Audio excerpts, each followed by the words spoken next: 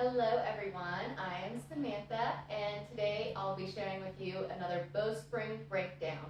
So today's pose we're going to break down is called Hero Pose, or it's also called Lightning Bolt in a slight variation. So we'll begin seated on a block. And I'm sitting on one block right now, but you know, 2 blocks are sometimes better than one. So if you have 2 blocks, grab 2 blocks and put them down on your mat, and I'm going to show you from the side and I'll show you from the back as well. So I will come onto my blocks, and sometimes it's a little complicated to get on there if you're not used to it. And the first thing I'm going to do is I'm going to take my buttocks flesh, so I'm going to grab the meat on my butt, so the fat, the muscle, and the sinew. I'm grabbing everything but the bone, and I'm pulling it out from underneath me and pulling it up towards my head. So I'm going to make contact with my sits bones and the block. So this will give you a nice inward curve of the lumbar spine. So there's an inward curve there, and from there I can really inflate the low ribs. When the tailbone is tucked under, the front ribs get compressed and it's no fun at all. We're not going to do that. So we're going to manually untuck the tailbone, the flesh, and all of that behind you, so you have a nice inward curve of the lumbar. Now with my legs, I want to make them to be like 11. So I want the knees and the feet to be in the same line with each other. So a lot of times I'll see in class, there'll be people have the knees wide, or maybe they'll do the opposite. They'll have the knees narrow and the feet wide.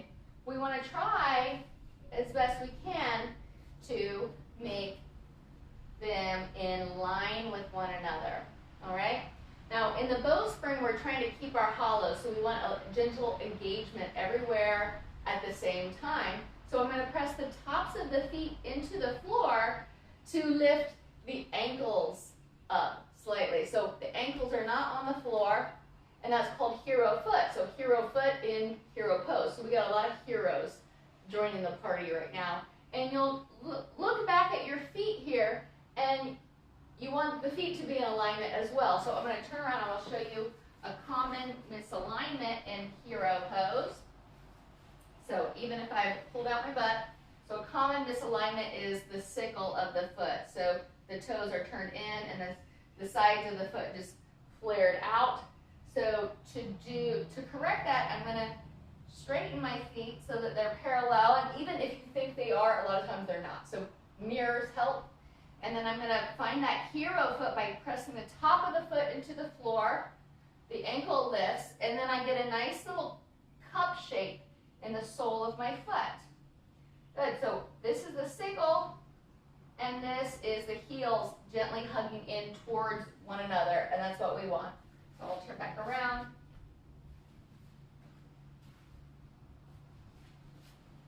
Hero position is commonly a position where you start a Bowspring class. So there'll be breath work here, maybe a mindfulness meditation, and a centering. So oftentimes once we find our root, so the lower half of the body, the feet connected, gently activated, heels hug in energetically, knees energetically pressed outward. We've got our line up. We've got an inward curve of the low back. And then pay attention to your rib cage here. They want to be floating. And when they have this opportunity that the rooting provides, then you really can lift, broaden, and float the ribs in this position. So you feel like you're floating your ribs underneath your armpits. And when you do such a thing, the shoulder girdle can perch on top of the barrel-shaped rib cage. So we're not punching forward, we're not pulling down and back. The shoulder girdle is presently perched, all right? And then you can bring a dome hand to the top of the leg. And a dome hand is simply a hollowed out palm, a strong palm, a soft, springy finger bent at every single joint, not pulled out, but slightly bent, so the hollows in the fingers. And the hollow in your palm can mimic a hollow up in your armpits. So you can think about your armpits have helium balloons in them to let your shoulders lift. There's a gentle engagement in your palm that zips up your whole arm, so there's an engagement there as well. Breathing broad and wide into the floating rib cage, and then the head lifts with the crown of the head lifting towards the zenith. The ears tilt back slightly.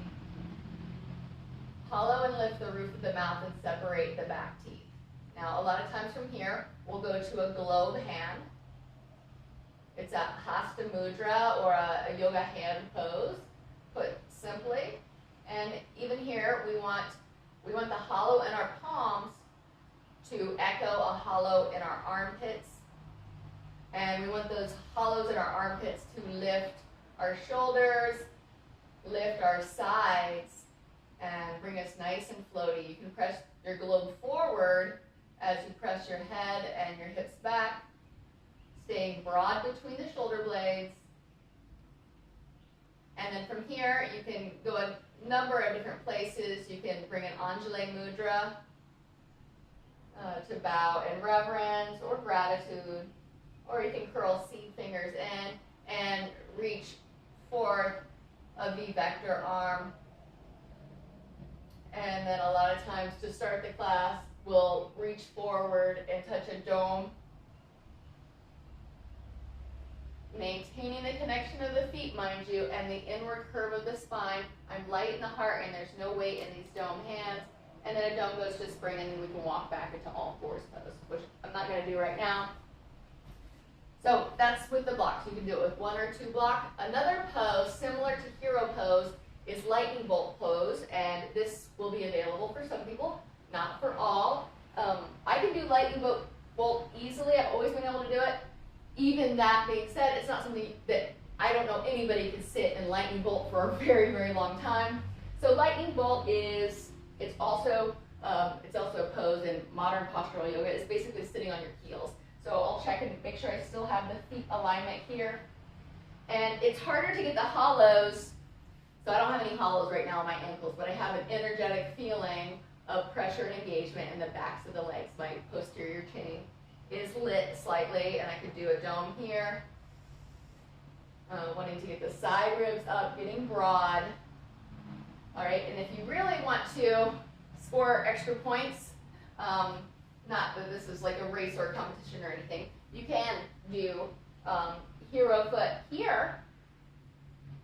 So lifting the ankles, there's an engagement in the backs of the legs, the feet are in alignment, and this is hero pose with a lot of engagement going on, and it's really floaty in the ribs and really activating everywhere going on at the same time. Again, this is a pretty difficult pose, but I encourage you to give it a try, and if you do, let me know what you think.